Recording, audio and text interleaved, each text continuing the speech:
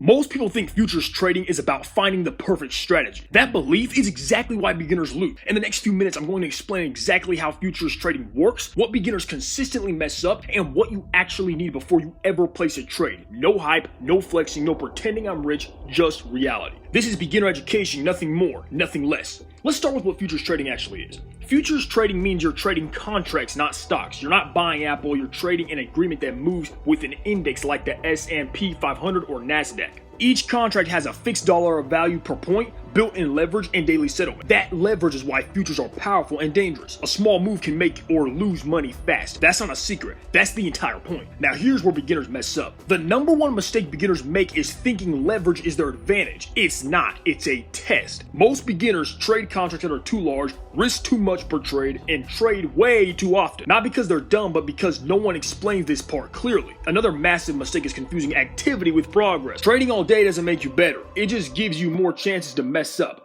Most losses don't come from bad analysis. They come from no stop loss, revenge trading, and trading when nothing is happening. Now here's what beginners actually need before trading. First, education on contract size. You need to know exactly how much one point is worth before you trade anything. Second, risk rules, written down, not in your head, on paper. How much you risk per trade, how much you're allowed to lose per day, and when you stop trading. Third, a simulator or paper trading environment. Not because it feels real, it doesn't, but because it teaches mechanics without blowing money. And finally, realistic expectations. Futures trading is not a shortcut. It's a skill with a steep learning curve and real consequences. If you treat it like a game, it will punish you. If you treat it like a process, it will teach you. This video is about understanding that process from zero, honestly, clearly, and without pretending. If you're a beginner, this is exactly where you should start. Not with profits, not with flexing, but with how this actually works. If you want more content like this, smash that subscribe button so you don't miss anything. Stay tuned, and I'll see you later.